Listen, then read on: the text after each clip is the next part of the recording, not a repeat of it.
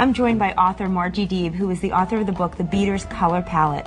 And you know, we're talking a lot about color. We get a lot of questions regarding how to work with color, you know, what things to put together. And I'm so interested in finding out what one of your philosophies is on color.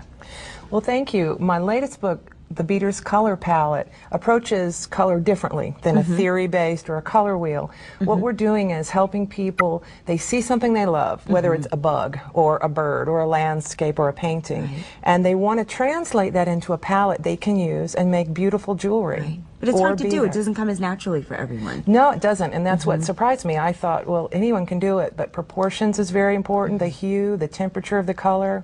So I've approached it in a real instant gratification kind of way, because people get very intimidated by all the color choices that they have, and color is just fun. It should be absolutely fun, and people should use it as much as they can to express themselves.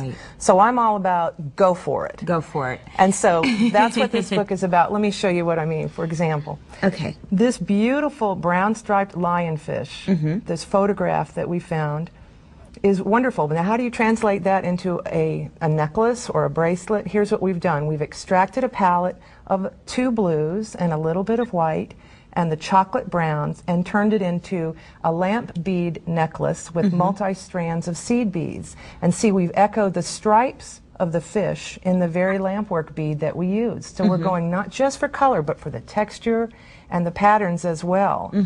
That's a good one. Let's look at another one.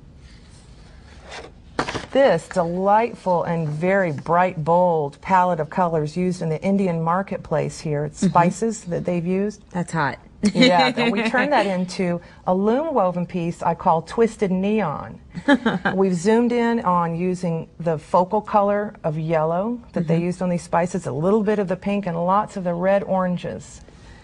This I took a lot of liberties with. It's a Guatemalan palette, lots of bright colors, and we've made this bracelet out of it. Now I added more colors than were in the original photograph, but that's just because you can do anything you want with color. Exactly. The sky's the limit with that one. This one, we went from using the palette as well as the echoing, of course, the Egyptian theme in it. Now in Tutankhamun's death mask, you'll see a lot more gold than what we used in the necklace. We chose to focus more on the verdigris green here, the verdigris turquoise. The Egyptians used a lot of glass, faience, the green and the red, and the blue was lapis. So we echoed that with some lapis, gold, and then colored brass. So I changed the palette around a little bit just on what I focused the proportions on. But you can still feel the theme of it, which is really good. Absolutely. Yeah. Most people see that and they know that's Egyptian right away. So this was a direct translation of both style and palette. Exactly. Now, speaking of tools, you know, you brought also with you some tools that we can use to help us to find the right color and to pick out the beads that we're going to use. Can we talk about that? Yeah, let me show you that. All right, this next picture. Simple palette, stunning proportions. Look at all the lush shades of yellow-green in this. And right in the middle, you've got these sparkling splashes of sort of a fuchsia, fuchsia pink, magenta colors. All right, so what I would do first is extract the palette. Now, I've already done that here for you, but the way that I do that, there's a lot of ways, but one of the most fun ways is color chips. Go to your hardware store, get a lot of those color chips from the paint aisle. It's not just for painting your house. No, they're so fun, and so I would pull those and pull and pull and hold them up against the photograph, hold them up against each other, test them out, see how they work together. So then I've extracted a palette, and that's when you also do a lot of testing to see, well, how much of the greens, how much of the pinks. Now, in this photograph, I usually like to really go all over the place, but this photograph to me is perfect. The proportions are incredible. Just a little splash of that complementary pink.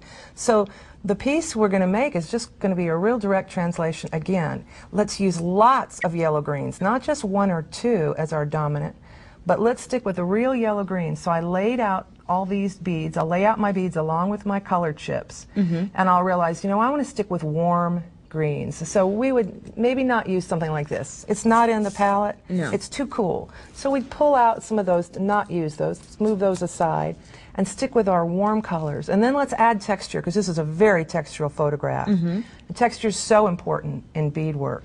So we get rid of our cool greens, because we're focusing on warm, and let's add larger, We've got some size 8 beads here. We've got some mostly 11s and then 8s, kind of some, but nothing too chunky. Right. I want something cascading and flowing. This is a Singapore rainforest, these orchids. So then we want to focus on our pinks, and the pinks in here are quite cool. Right. They're not orange. More like a fuchsia. Yeah, very fuchsia. So let's stay away from the really orangey pinks and go to these real pinky ones. Right. And then we want to focus on the most important thing. We've chosen our hues. Now let's look at proportion. There's only about 10% of pink in this whole palette. And I think that's what makes this so startling. If it was half and half, it wouldn't be nearly as fetching a palette. So let's stick with those proportions. And let me show you the necklace we came up with here in the book. The necklace is gorgeous, and you can see how perfect that comes out Yeah, together. just that one strip of pink down the middle. And this is called the Cascading Tie Necklace. I wanted it to look like a waterfall of color. I think we have time for one more that we're going to show. Let's look at this one. Ooh. Yeah, now this is a very different approach here. It's not one real dominant color. It's sort of a family of muted colors. This was a Thai wall painting. And so what I've chosen here is this family of soft muted colors. And again, I didn't focus on one dominant color like the Cascading Thai, which was the green family, just focused on the soft muted tones. Perfect. And here's just an array of just the different color combinations and beautiful things that you've designed. And I really hope that this has helped, and I know it's helped me so much in really getting an edge with color and using color as opposed to more traditional styles, which is really good. You can let anything inspire you, anything for color. These are beautiful. Thank you so much, Margie. Thank you, That was a lot of fun. We'll be right back with Katie Hacker.